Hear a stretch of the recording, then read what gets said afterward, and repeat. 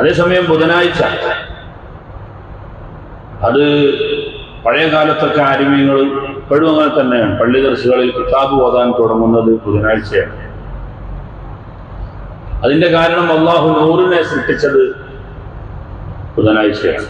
പ്രകാശ നല്ല കാര്യങ്ങളൊക്കെ തുടങ്ങാൻ പറ്റുന്ന അവസാനത്തെ ബുധനങ്ങൾ ഒഴിവാക്കിയാൽ ബാക്കിയുള്ള എല്ലാ ബുധനവും എല്ലാ നല്ല കാര്യങ്ങളും തുടങ്ങാൻ പറ്റിയ ഒരു ദിവസമാണ്. അലി ഇബ്നു അബീ ത്വാലിബ് റളിയല്ലാഹു അൻഹു പറയുന്ന വേറെ ഒരു റിപ്പോർട്ട് കാണാം, ബുധനാഴ്ച തുടങ്ങിയ ഏതൊരു കാര്യമുണ്ടോ അത് നല്ല നിലയിൽ പര്യവസാനിപ്പിച്ചിട്ടല്ലാതെ ഇല്ല.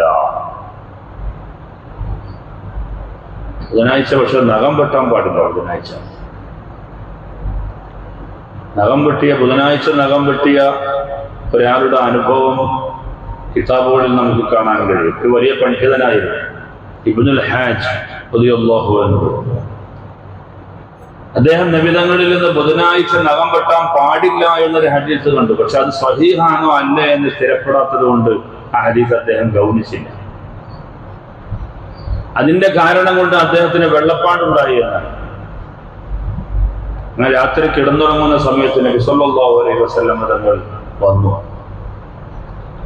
അപ്പോൾ നബിയോട് ആവലാതി പറഞ്ഞ ശരീരം മുഴുവനും വെള്ളപ്പാണ്ടാണ്. അപ്പൊ നബിതങ്ങൾ പറഞ്ഞു, ബുധനാഴ്ച നഖം വെട്ടാൻ പാടില്ല എന്നുള്ള ഹദീസ് കിട്ടിയിട്ട് പിന്നെ എന്താ അതിനെതിരെ ചെയ്തത്? അപ്പൊ പറഞ്ഞു, ആ ഹദീസ് നബിതങ്ങളുടേതാണ് എന്ന് സ്ഥിരപ്പെട്ട ഒരു രേഖ എനിക്ക് കിട്ടാത്തത് കൊണ്ട് ഞാൻ അത്ര ഗൗനിച്ചില്ല. നബി സല്ലല്ലാഹു അലൈഹി വസല്ലം തങ്ങൾ അദ്ദേഹത്തിന്റെ ശരീരം തടവിക്കൊടുത്തു. അങ്ങനെ വെള്ളപ്പാണ്ട് രോഗം രാവിലെ എണീറ്റപ്പോഴേക്ക് സുഖമായി. അദ്ദേഹം പരാമർശ കാര്യമാണ് ബുധനാഴ്ചയിൽ നഖം വെട്ടാൻ പാടില്ല. നഖം വെട്ടാൻ നമുക്ക് ഏറ്റവും നല്ല ദിവസമാണ് വ്യാഴാഴ്ചയും തിങ്കളാഴ്ചയും. വ്യാഴാഴ്ചയും പറ്റും, തിങ്കളാഴ്ചയും പറ്റും.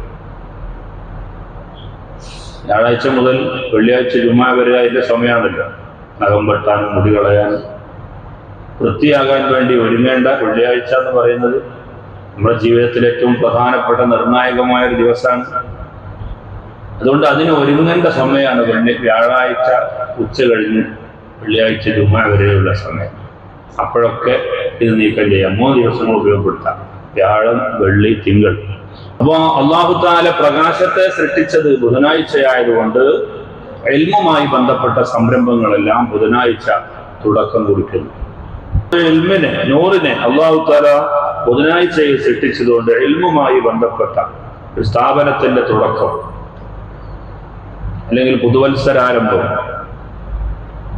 പ്രവേശനോത്സവം ഒക്കെ വെക്കാൻ പറ്റിയ ദിവസമാണ് ബുധനാഴ്ച.